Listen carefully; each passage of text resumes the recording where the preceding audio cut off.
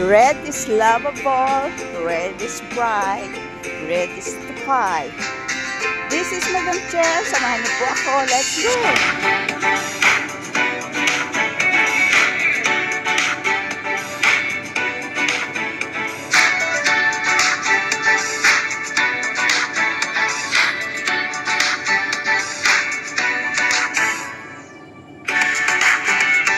Ang event natin sa araw na ito ay siyempre sa ating mga kaibigan, kapwa OFW natin dito sa Hong Kong, ang nagdaraos ng kanyang kaarawan. So Ate V, happy birthday to you, at sana na-enjoy mo yung aming surprise party kahit tayo ay sa park lang. At syempre sama-sama tayo na family dito sa Hong Kong.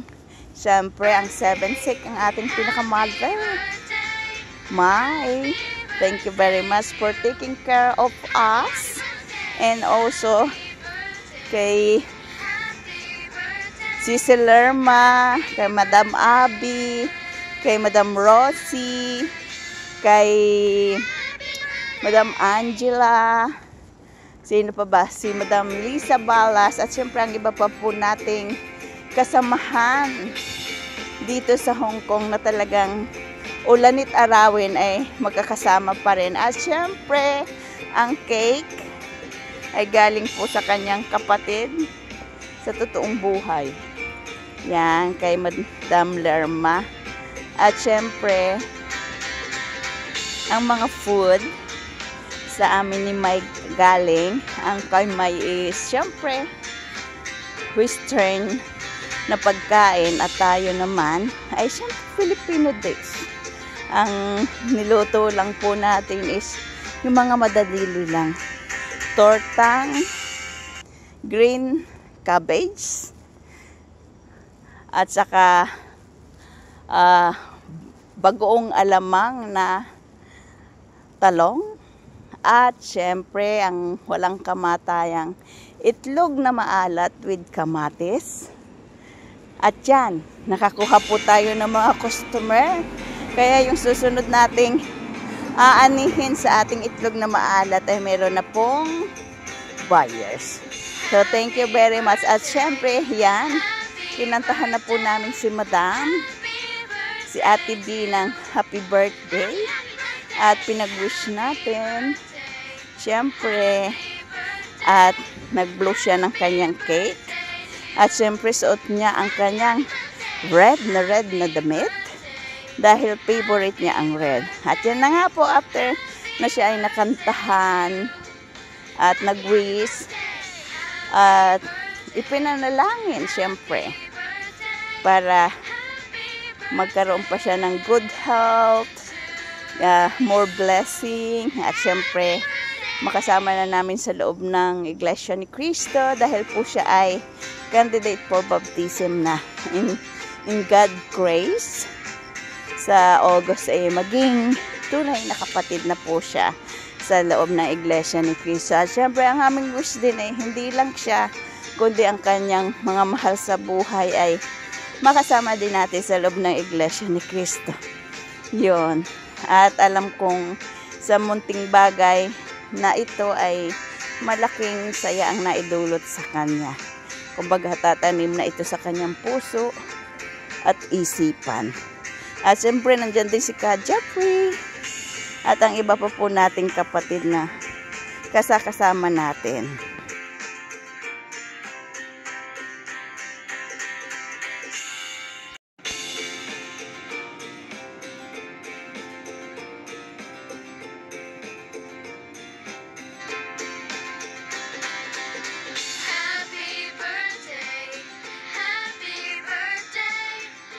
Siyempre, ginagawa po natin ito, lalo na sa amin dito sa Hong Kong, kasi malayo tayo sa ating mga mahal sa buhay. Ang pinaka-family na po namin yung magkakagrupo kami sa Iglesia ni Cristo at ipinapadama namin ang aming pagmamahal, pagmamalasakit, yung ma-feel po talaga ng bawat isa na nandyan lang po kami sa kanilang tabi. Ano man po ang kanilang pinakaharap sa kanilang buhay, masaya man, malungkot man, ano man ang pinagdadaanan, hanggat kaya po namin, siyempre tutulong po tayo dahil yan ang isa sa ating sinusunod, love the brotherhood. And isa po pag nagdaraos ng kaarawan, talagang if we have time, dinadalaw po namin sa mismong birthday niya o katulad nito, in advance na po namin ang talagang birthday niya sa Tuesday.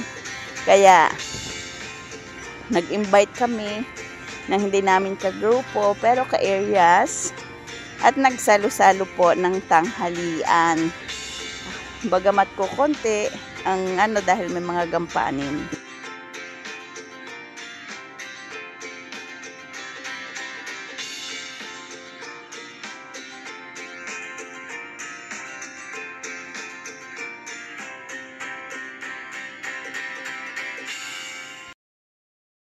Siyempre talagang masaya ang lahat.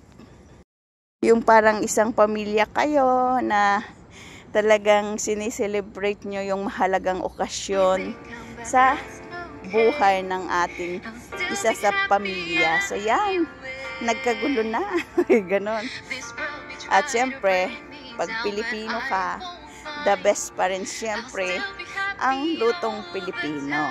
Kaya, let's eat. Sa mga dumadating pa, talagang pinakainan namin. At yan nga po, kaya very po ang inyong Madam Chair kasi punong abala. Yan. At talagang, kumbaga ikaw ang nag-asikaso para po ang lahat ay maging masaya, ang lahat ay makakain, at mag-feel talaga yung pag-iibig at pagmamahal ang magkakapat-pat.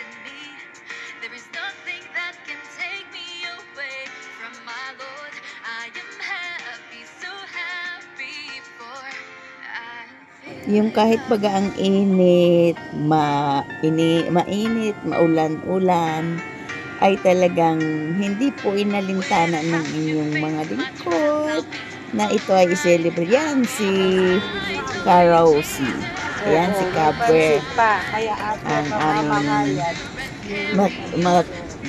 magiting na iskano, diba? Nagpipintuhan habang nagkakainan. Yan ang kagandahan po ng mga OFW ng Iglesia ni Cristo dahil talagang may bonding sila na hindi na iba ang pakiramdam para talaga kayong magkakapatid. So yan ang aming handa at syempre kain-kain na ang lahat. Sunday po yan, day off namin. Kaya ayan, sinelebrate namin ang aming CFB. Yan po ang aming candidate for baptism. O diba, magkaano ang kulay namin. At syempre, yan, OOTD muna siya ng kanyang cake para maganda. At syempre, hindi natatapos ang kainan. At sabi nung kapatid niya, picture naman tayong dalawa. O kaya yan. Napagod na sa kakatayo. Kaya pahinga-pahinga muna. Di ba ang ganda niya? Saan ka pa? Ate B, happy birthday. At yan ang kanyang sister. At talagang pamaypay ang don niya. At siyempre yan, happy birthday and may all your wish come true.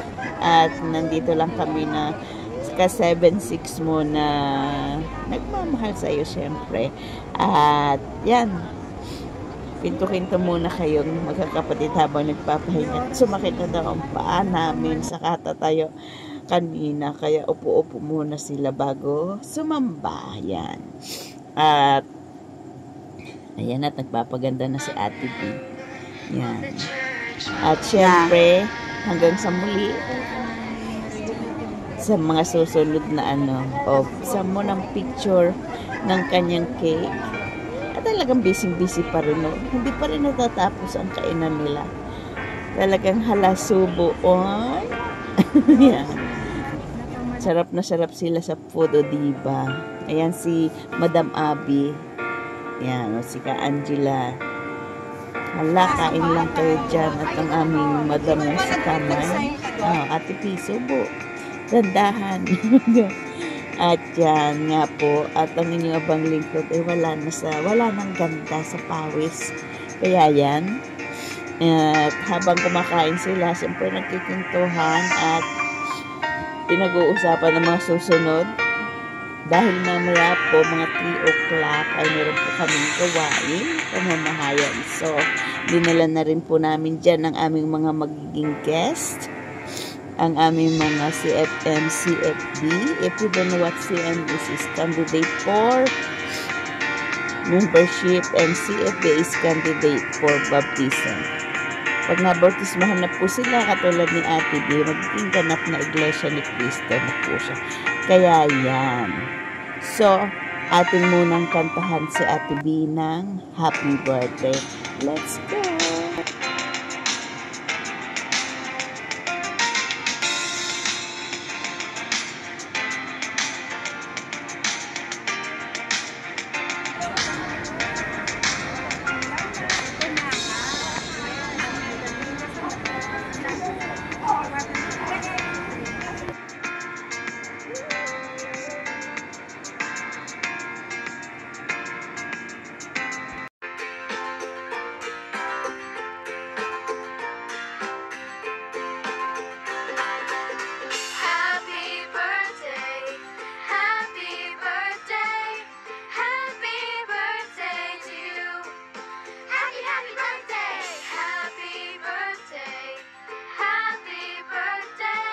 O siya, paano? Sana inyo pong naibigan ang ibinahagi nating sa ngayon at sana sa mga inyong mga mahal sa buhay, sa inyong mga kaibigan, lalo na po bilang OFW, sa mga kapwa natin OFW, saan man dako kayo naroroon, ay ipadama natin sa isa't isa ang ating pagmamahal. Marami nang para po lagi kung hindi tayo parang nag-iisa, na kahit malayo tayo sa ating pamilya is talagang may nagmamahal sa atin.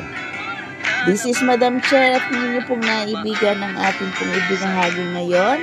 Mag-like, mag-heart, at comment down below sa inyong mga comment. At syempre sa mga hindi pa nating kaibigan, please subscribe sa Madam Chair channel. At pakihit ang notification bell para po lagi kayong updated sa ating Madam Chair channel. At syempre, kung hindi naman kalabisan, pakishare na rin po natin sa ating mga mahal sa buhay para po makita nila, lalo na doon sa may mga kapamilya na OFW, para po alam nila kung anong gagawin. Thank you and bye-bye!